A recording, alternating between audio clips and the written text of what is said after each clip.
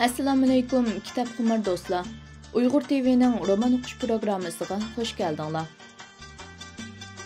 Tövəndə sizlərə yazğıç Habibullah Ablametning Muz tutqan daryo nomli romanining 6-cı qismini anlatışqa başlaymiz. Yosh xonim nigohini Ayxon maktabi joylashgan Xalta ko'chadan yo'tkab, Nurtay hojim tug'ilib o'sgan Qora tarafga qaratdi. Qoraning ko'k ranglik ikki qanotli cho'ng darvozasi yiroqdan go'ngi ko'rinib turardi. Dal mush chog'da qayoqdandir qog'ining o'nlik qaqqoq etishidanmi dahshat bir vahshiy ovoz anglandi-da. Ona bola har ikkilisining yuraklari qartdi qilib, tanlari jo'g'ildab qattiq cho'chib ketdi va har ikkilisi darhol boshlarini ovoz bor tarafga burdi va bu yiqimsiz ovozning Nurtay hojimning uyi bor tarafga so'zilgan yo'lning yoqasidagi bir tup qeri qariyog'ashning shoxlari qo'nib olgan bir tup qora qushlarning orasidagi birsining ekanligini jazmlashtirdi. Oradan dam o'tmayla bir to'p qora qushning hammasidagidek qaqildab, odamning quloq mengsini yevatgudek ovozlarni chiqarib, qog'i puq yemasda ko'chani sarosimlikka cho'mdiribdi va 5-6si birdanla qanotlarini qiqib, tutuq havoda past uchishga boshladi. Ular qog'ining kerak paqiraq qora qanotlaridan go'yo shamolda bir-biriga surkilib uchib yurgan g'azallardek qirisilgan ovozlar chiqarayotgan edi. Eg'izidan bo'lsa, gelig'i balg'am turib qolgan bangining gelini qirib qaqatginidek ovozlar chiqarayotdi. Qor yog'ochning shoxlari silkinib, bir chechcha tol churuk tillari qars-qurs qilib sunib yerga tushdi. Qor yog'och daraxining ustidagi qorlar go'yo to'pon balasi bo'lgandek har tarafga to'zib, atrof birdanla qor ushqunlariga burkunib ketdi. Nurtay hojimning darvozasi ko'rinib turgan taraf bo'lsa, oq tumanlar bilan qoplanib, ko'rinmas holga kelib qolgan edi. Ana va bolaning ko'zlariga birdanla atrof jinlarning soyasi ko'rinayotgandek qo'rqinchli ko'rinishga boshladi. Yosh xonim darhol hushini yiqqandek bo'lib, o'g'lini yetilgan peti qorong'uda temiz qilib, bu yerdan oran degudek yiroqlashdi. Yosh xonim ichida, "Voy, chumliqni chillaydigan qarg'ishdek gurjuvoy nimaklar, ajabmi qo'rqitibatdi kishini" deb qudung'ishidi. Ular endi Nurtay hojimning uyining qarshi tarafiga qarab tez-tez mangdi. Balaning kichik vujudini bir xil g'oyibona qo'rqinch jug'lab olgan edi. Bala onasidan bakroq oldirib, ushoq qadamlarini tezlatdi. Ular azroq mang'andan keyin darhol so'l tarafdagi qog'i putidek qing'ir qiysoq ketgan tor ko'chaga qayrilib, yo'lini burunqi surat bo'yicha davom qildi. Ana shu qiyri qor yog'ochning shoxlarini makon qilgan qora qushlar bo'lsa, azaldan tortib bu yurtda yashab boqmagan qush turlaridan edi.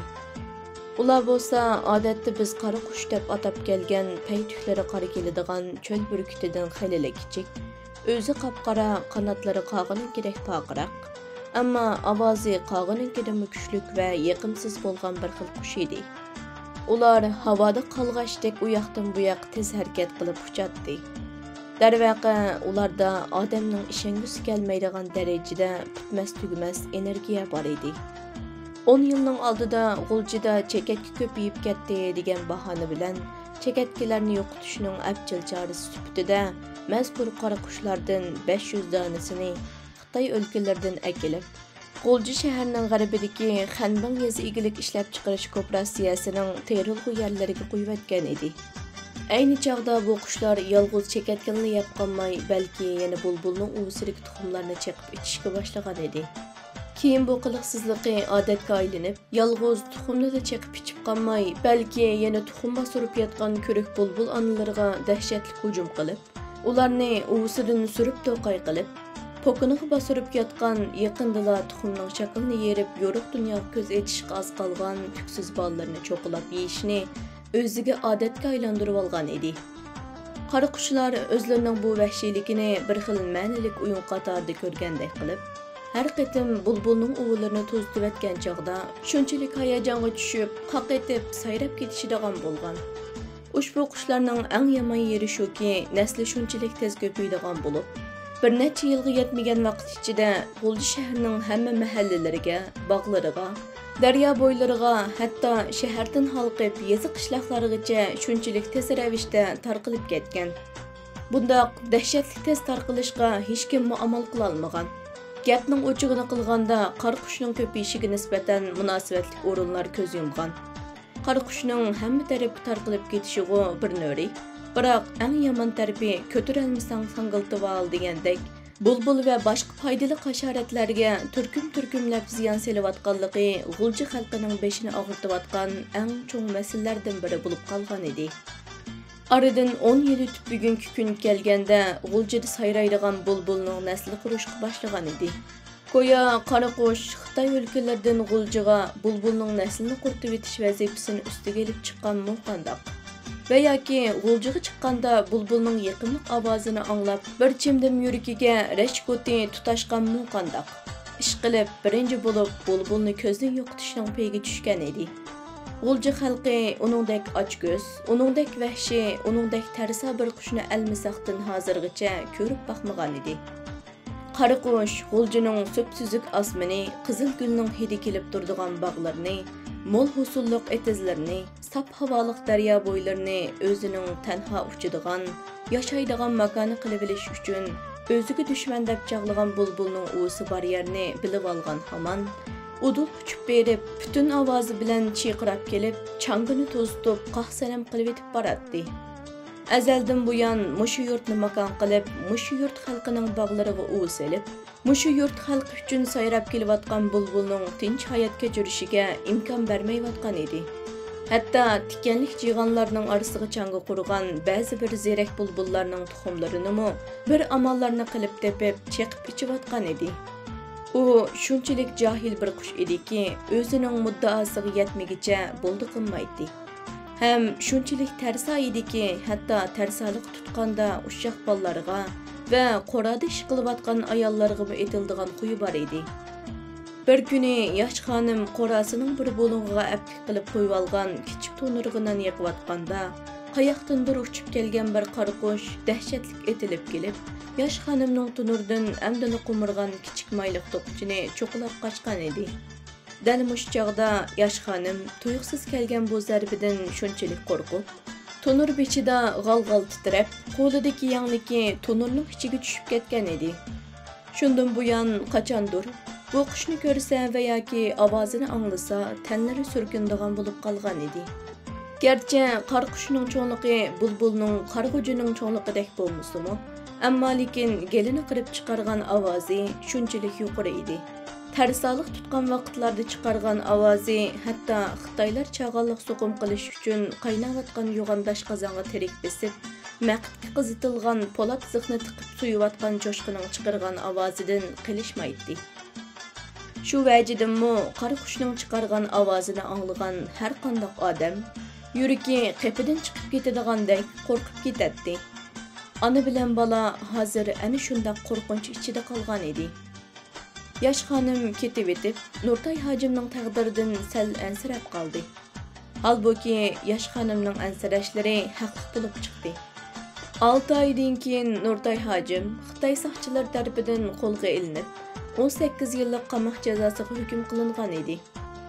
Kaşki yosh xonimning ansirashlari haqli bo'lib chiqmagan bo'lsa, qanchalik xushallanarli ish bo'lgan bo'ladi ha.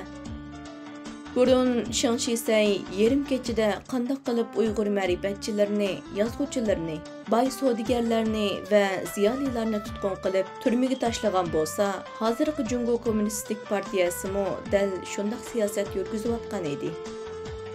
Millatning mengisi qalbiy va ko'zi hisoblanadigan ilg'or fikrlik ziyolilar, yozuvchi shoirlar, ma'rifatparvar boy savdogarlar, aqli zerak jamoat arboblarining hammasi degudek orqa-orqadan lagerlarga kirib ketayotgan edi.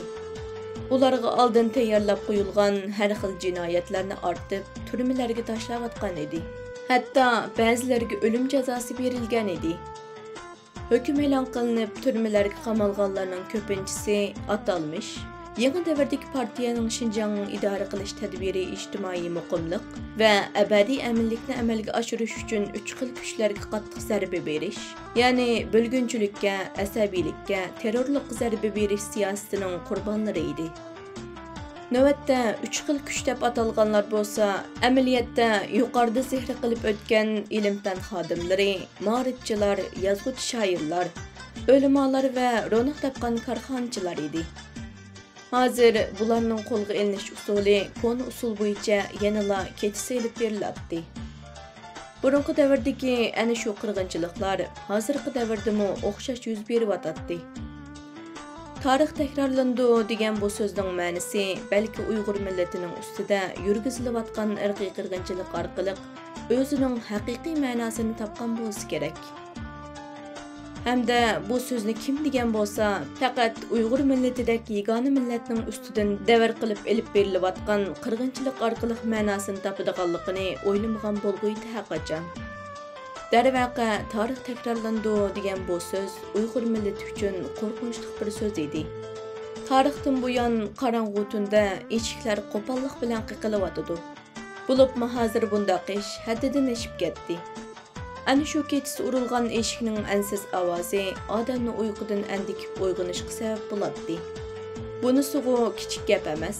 Asli qo'rqinchli ish eshikni urgan kishilarning uyning ichiga kirgandan keyin uy ichidagilarga qiladigan mutlaq qo'pol muomalasi edi.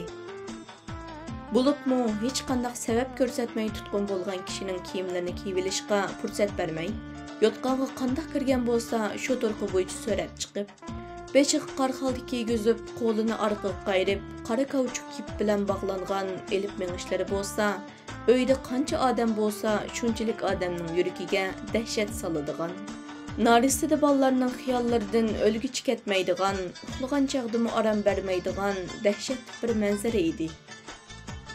Tutqun qilinganlarning ko'pinchisi bo'lsa, go'yo bir obdan eqiyotgan suvning birdanla o'z mavjudligini yo'qotib parg'oylanib ketganidek izderaksiz bu dunyodagi mavjudligini yo'qotayotgan edi. Tutqun qilinganlarning oila taobatlari ulardan xabar olishi mumkin bo'lmaydigan vaziyat shakllangan edi. Mana shundaq 21-asrdagi benormal hodisa bu yerda odatdagi normal bir ishga aylanib qolgan edi. Bundaq benormallik bu zaminda asrdan halqib ketgan benormallik bo'lg'achqa normal bir hodisaga aylanib qolganligi ajablanarli ish emas edi. Aslida har bir odam bolasi yorilishida erkini yoriladi. Ammo Uyg'urlar dunyoga opirda bo'lish bilan birga tabiiy mansub bo'lgan erkinligidan bara-bara mahrum qilib, har birisining erkinligi asta-asta ko'rinmas zanjir keshanlar bilan keshanlanadi. Bununla boyun egmiganlar ana shundaq uch xil kuchga aylanib yo'q qilinadi. Aslidinla fan madaniyat va hunar san'at egallashga mahir qobiliyatga ega Uyg'urlar partiya belgilab bergan siyosat bo'yicha faoliyat qilishga majbur bo'lib, o'zining orzusi bo'yicha tarbiyalanishdan, moddiy dunyoga bo'lgan igidorchilik qilish kuchidan, ma'naviy jihatdagi his tuyg'ularining qimmatidan mahrum qoldirilgan edi. Bu jihatdagi erkinligi butunlay qo'ldan tortib olingan bo'lg'achqa, Uyg'ur farzandlari o'smirlikdan boshlabla xitoylashtirilib, o'z kimligini yo'qotgan boshqa bir kimlik bilan o'sib yetildiriladi. Mana bu tub ma'nodagi madaniyat qirg'inchiligi edi. Lager va turmalarga tushganlarning hech qanday izlarining yo'qligi va ularning nima ish qilgan qilmaganligining hech qanday farqi yo'q hisobda yo'qolib ketishi, hammasining biroqla tarix daftardan pak-pakiza o'chirilishi haqiqiy ma'nodagi irqiy qirg'inchilik hisoblanadi. Yosh xonim uzoq o'tmishlarda yuz bergan ana shu qabohatli qirg'inchiliklar bilan hozirgi real vaziyat yuz berilayotgan qirg'inchilik orasida bir bog'lanishning borligini his qilib, ruhini g'am qayg'u bostida, yuzida g'azab bilan vahimlik alomat qetib qolgandek bo'lib, chiroyi birdinla tutildi. Darvaqa ushbu qirg'inchilik asrdan halqigan edi. Xuddi Kompartiyaning bu xil zarba berish siyosatlarini mayli Jungo tarixida bo'lsin yoki dunyo tarixida bo'lsin, buning hammasi jahonni zilzilaga solgan kurash tarixiy dostoni deb taraflanishining o'zila haqiqatan har qanday bir erkinlikni o'ziga muqaddas burch qilgan odamni cho'chitmay qolmaydi.